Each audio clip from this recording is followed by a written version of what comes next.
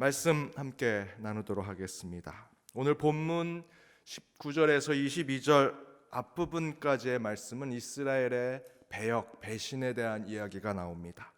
19절 뒷부분에 보면 너희가 나를 나의 아버지라 하고 나를 떠나지 말 것이다 라고 말씀하고 계십니다. 그러나 이스라엘 백성은 아버지 하나님을 배신하고 배역합니다. 이에 대해서 20절에 이렇게 기록하고 있습니다. 20절 말씀을 함께 읽겠습니다. 그런데 이스라엘 족속아, 마치 아내가 그의 남편을 속이고 떠나감같이 너희가 확실히 나를 속였느니라. 하나님께서 배신하지 말라고, 배역하지 말라 하셨는데 이스라엘 백성들은 배신을 한 것입니다. 그러면서 그때 상황을 이렇게 기록합니다. 21절 말씀도 함께 읽겠습니다. 소리가 헐벗은 산 위에서 들리니 곧 이스라엘 자손이 애곡하며 간구하는 것이라. 그들이 그들의 길을 굽게 하며 자기 하나님 여호와를 잃어버렸음이라. 여기서 소리가 헐벗은 산 위에서 들린다라고 이야기합니다. 곡하는 소리, 간구하는 소리가 그곳에서 들린다라는 이 표현은 헐벗은 산의 표현이 중요합니다. 산이 헐벗었다라는 것은 나무가 없다는 것입니다. 나무를 다 베어서 우상의 제단을 쌓은 것을 이야기합니다. 그리고 그곳에 우상을 세운 것, 우상의 제단을 쌓고 우상을 세우기 위해서 나무의 산을 다 비웠습니다. 민둥산을 만든 것이죠. 그 민둥산을 만들었다라는 것은 이스라엘 백성들이 우상 숭배했다라는 상징적인 표현입니다. 그러면서 하나님께서 직접 이렇게 말씀하십니다. 22절 앞부분 제가 읽어드리겠습니다. 배역한 자식들아 돌아오라, 내가 너희의 배역함을 고치리라 하시리라. 그러면서 22절 뒷부분에서 25절까지는 그렇게 배역한 이스라엘 백성들이 회개하는 모습을 기록하고 있습니다. 그 첫 번째 선언이 22절 뒷부분에 나와 있습니다. 보소서 우리가 주께 왔사오니 주는 우리 하나님 여호와이심이니이다. 그러면서 이스라엘 백성들이 자신의 상황을 비추어 깨달으면서 또한 이렇게 이야기합니다. 23절을 함께 읽겠습니다. 23절입니다. 작은 산들과 큰 산 위에서 떠드는 것은 참으로 헛된 일이라. 이스라엘의 구원은 진실로 우리 하나님께 있나이다. 작은 산과 큰 산, 무엇을 이야기합니까? 우상 제단을 쌓았던 그 민둥산과 같은 그곳, 그 우상을 세워놓고 우상 제단을 만들어 놓았던 그 장소를 이야기하는 것입니다. 바로 그곳에서 떠들고 기도하고 곡했던 것은 헛된 일이다 회개하게 됩니다. 그리고 이스라엘 백성들이 이렇게 회개의 선언을 하지요. 방금 읽은 말씀의 마지막 부분대로 이스라엘의 구원은 진실로 우리 하나님께 있도다. 구원은 하나님께 있다는 것입니다. 지금 우리의 상황대로 이야기한다면 우리 연동교회의 구원은 하나님께 있는 것입니다. 어느 사람, 어떤 상황, 어떤 모임이 아니라 우리의 구원은 하나님께 있는 것이다.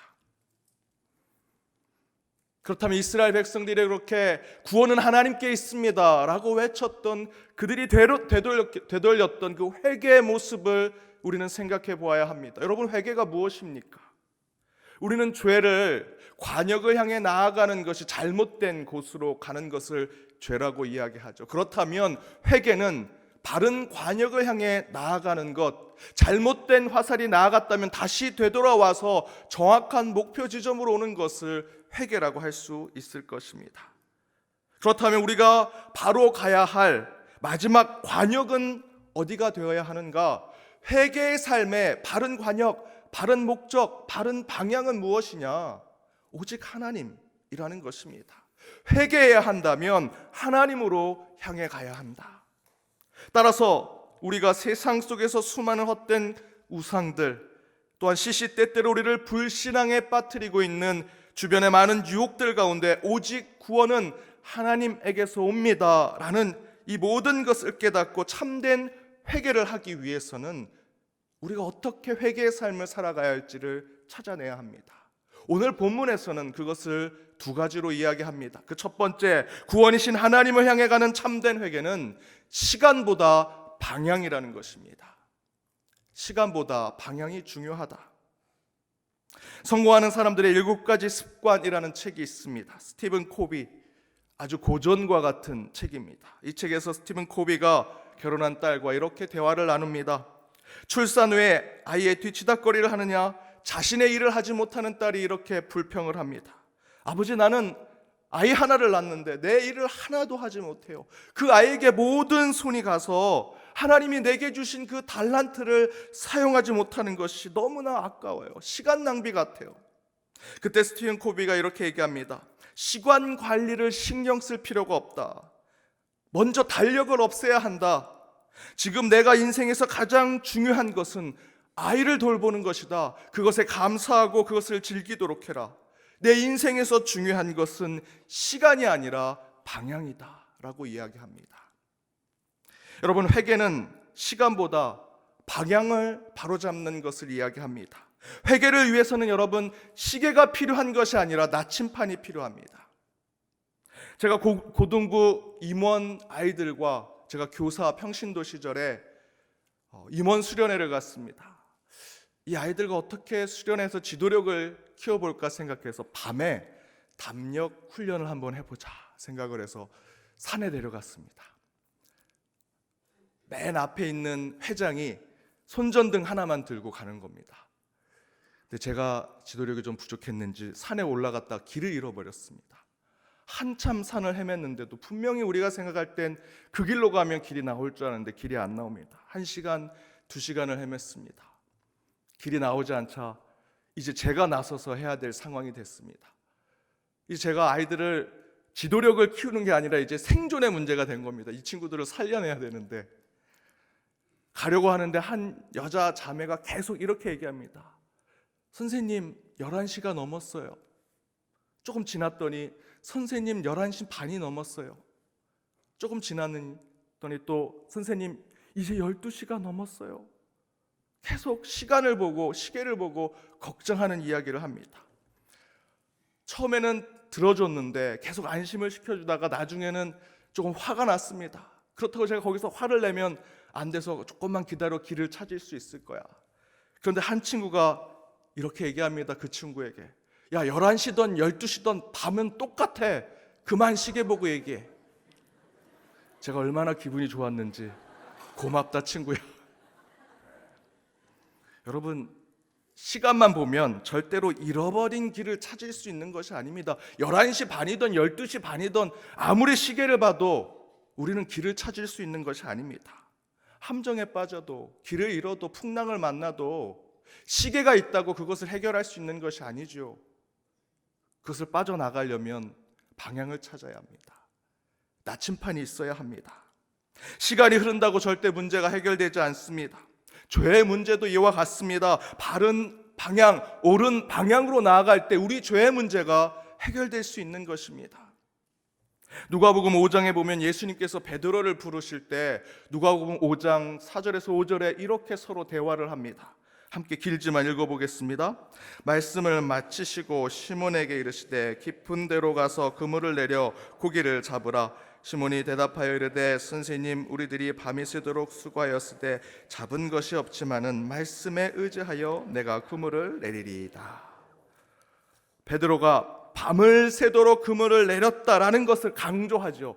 밤을 샜습니다. 내가 얼마나 많은 시간을 투자했습니까? 그때 예수님께서 무엇이라 말씀하십니까? 시간이 아니라 장소다, 방향이다. 밤새 한 것에 대해서 칭찬하거나 그 문제에 대해서 얘기하지 않으십니다. 여기에다가 그물을 내려라, 방향을 설명하시죠. 그때 6절에서는 베드로가 그렇게 하니 고기를 잡은 것이 심이 많아 그물이 찢어지는지라 라고 성경은 증거하고 있습니다. 이처럼 회개는 10시간 한 것이 회개가 안 되면 11시간, 20시간 하면 회개가 되는 것이 아닙니다. 가던 길에서 그것이 잘못된 길인 것을 깨달았을 때 몸을 틀어 바른 방향으로 나아갈 때 그것이 회개인 것입니다. 시간이 아니라 방향인 것을 우리는 깨달아야 합니다. 두 번째, 구원이신 하나님을 향해 가는 참된 회개는 부분이 아닌 전체를 하나님께 보여드리는 자들이 되어야 한다는 것입니다. 본문 우리 25절입니다. 함께 읽어보겠습니다. 우리는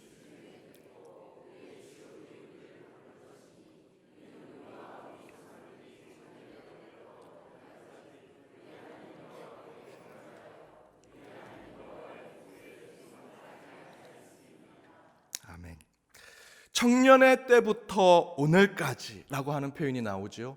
청년의 때부터 오늘까지라고 하는 이 표현은 어린 시절부터 지금까지라고 하는 표현입니다. 어린 시절 12살인가 15살 아니면 더 어린, 그것이 아니라 어린 시절은 처음부터 지금까지라는 뜻을 가지고 있습니다. 전부라는 것이죠. 따라서 청년의 때에서부터 오늘까지 하나님께 범죄하였고 하나님께 순종하지 아니하였다라는 뜻은 내 모든 죄를 고백하였다라는 뜻입니다. 하나님, 제가 어제 이런 죄를 범했습니다. 이 사람에게 이런 나쁜 짓을 했습니다. 그 부분 주님께 고백합니다. 주여 용서하여 주옵소서라고 말하는 것이 아니다라는 것입니다. 부분이 아니라 그 전체를 주님 앞에 내어놓고 저의 모든 죄를 용서해 주십시오 라고 기도해야 한다는 것입니다. 제가 한동안 치통과 두통이 심해서 매번 진통제를 먹었습니다. 너무 아파서 하루는 이 치통이 심해서 밤새 끙끙 앓다가 가장 일찍 문을 여는 병원에 가서 처방을 받아서 약을 먹곤 했습니다. 그래도 치통이 오면 두통까지 같이 와서 너무나 힘든 날을 보냈습니다. 참다 못해서 제가 치과를 찾아갔습니다. 그리고 엑스레이를 찍었더니 제 이빨 치뿌리가 비강까지 삐져나와 있는 겁니다. 그러니까 제가 비염이 생기면 또 감기가 오면 그 비강에 염증이 생겨서 이빨도 아프고 두통도 생기는 겁니다. 그 이빨 뿌리로 제 얼굴 전체가 계속해서 그 통증으로 고통 속에 제가 있었던 것입니다. 저는 단순히 치통과 두통의 문제라고 생각했는데, 그래서 그 약만 먹으면 된다라고 생각했는데 그것이 아니라 진짜 문제는 비염과 비강에 나와 있는 치뿌리, 이비인후과에 관련된 눈, 코, 입, 귀 모든 것이 잘못되어 있는 상황들을 발견하게 되었습니다. 하나의 문제만 해결된다고 되는 것이 아니었습니다. 이처럼 우리의 죄도 한두 개의 죄의 문제만을 생각해서 그것만을 위해 기도하고 회개하지만 우리의 회개의 습관은 하나님, 지난주 지은 죄를 용서해 주십시오라는 것에서 더 나아가 그 죄뿐만 아니라 그 죄의 뿌리가 되는 내 삶에 있는 전부를 하나님께 내어놓습니다 라는 우리의 회개 습관이 필요하다는 것입니다. 진짜 인격적인 하나님을 만나 철저하게 회개 기도를 하신 분들을 만나보고 그분들의 간증을 들어보면 그분들이 하나같이 고백하는 것이, 하나님을 인격적으로 만나게 됐을 때 하나님께서 나의 죄를 1에서부터 10에서부터 100까지 하나하나 낱낱이 고백하게 하시더라라는 간증을 들었습니다. 단순히 한 가지의 죄를 고백한 것으로 그가 꼬꾸라지고 하나님 앞에 바로 서지 않았습니다. 모든 죄를 고백하게 하시는 하나님을 만났다라는 것입니다. 참된 회개는 내 모든 죄를 주님 앞에 내어놓고 기도하는 것입니다. 일부분만, 내 삶에 이 정도만 회개한다라는 식의 회개는 있을 수 없습니다. 우리는 모든 것을 주님 앞에 고백하고 회개할 때 하나님께서 우리를 받아주십니다. 남극으로 가는 한 비행기가 있었습니다. 그런데 그 비행기가 이륙하게 되기 직전에 그 이륙이 연기가 되었습니다. 남극 곳곳의 기지에 식량을 공급하고 많은 물품을 공급한 매우 중요한 비행기입니다. 타이밍이 중요했습니다. 빨리 가야 하는데 그것을 관리하는 담당자가 비행기가 떠서는 안 된다고 합니다. 알고 보니 그 중요한 타이밍에 그곳에 쥐새끼 한 마리가 발견된 겁니다. 생쥐 한 마리가 발견된 것입니다. 그래서 사람들이 얘기합니다. 그 생쥐 한 마리 때문에 이 중요한 이 비행기를 못 뜨게 하다니 이게 말이 되느냐. 하지만 그 관리자는 그런 얘기 아랑곳하지 아니하고 그 비행기 전체를 전수검사합니다. 그 이유는 그 생쥐 한 마리가 나왔다라는 것은 그곳에 더 큰 문제가 있을 것이다 라고 생각한 것입니다. 그리고 일주일 내내 그 비행기를 다 조사하고 더 이상 문제가 없다라는 것을 확인하고 비행기가 이륙했습니다. 처음에는 사람들이 그 생쥐 한 마리 때문에 이렇게 중요한 타이밍을 놓쳐서 되겠느냐라고 얘기했지만 그 남극에 있는 사람들은 그것들을 다 받아들였습니다. 생쥐 한 마리가 그곳에 들어오면 남극에서는 모든 식량들, 보급품들을 다 갉아먹는 것입니다. 그 하나가 발견됐다면 그 생쥐 한 마리가 그곳에 발견됐다면 그 안에는 엄청난 큰 문제가 있는 것을 알고 있었기 때문입니다. 이처럼 우리도 작은 죄를 발견했다면 우리 안에 모든 것을 확인해 보아야 합니다. 누군가를 시기 질투하는 죄를 범했다면 혹시 내 안에 문제가 없는지, 사람을 보는 눈이 잘못되어 있는지, 혹시 내 안에 영적인 문제가 없는지, 사단이 내 안에 침투하여 어떤 유혹의 마음을 주었는지, 누군가와 비교하는, 어제 한 청년을 만났는데 그 청년이 이런 얘기했습니다. 비교라는 것을 이행시로 지어보았다고. 비하하지 말고 교만하지 말자. 상대방을 자꾸만 비교하는 마음이 내 안에 들어가서 나를 지금 문제를 삼고 시기 질투하지 않는 것인지, 시기 질투의 자체의 문제만 회개하는 것이 아니라 내 안에 영성 깊은 곳의 문제를 발견해내야 한다는 것입니다. 여러분, 오늘 본문처럼 이스라엘이 회개할 때 하나님은 어린 시절부터 지금까지 죄를 고백하게 하셨다라고 이야기합니다. 어린 시절부터 지금까지는 내 모든 삶을 이야기하는 것입니다. 저는 이 말씀을 읽으면서 이런 묵상을 해봤습니다. 내가 투명한 유리잔 안에 들어가서 회개 기도를 해야겠다. 여러분, 그렇게 하십니까? 회개 기도를 한다면, 하나님과 나와의 만남 속에 우리가 회개를 해야 한다면 투명한 유리잔에 들어가서 내 모든 것을 하나님께 보여드리는 참된 회개가 우리 가운데 필요하다는 것입니다.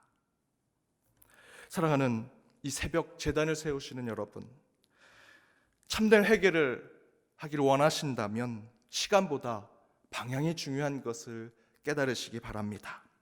회개는 얼마나 회개 기도를 했느냐라는 것이 중요한 것이 아니라 어느 방향에서 전환했느냐, 어떤 목표를 향해 나아가기로 결단했느냐라는 것이 중요합니다. 밤새 그물을 내린 것이 중요한 것이 아니라 예수님께서 말씀하신 그곳에 그물을 내리는 것이 더욱더 중요합니다.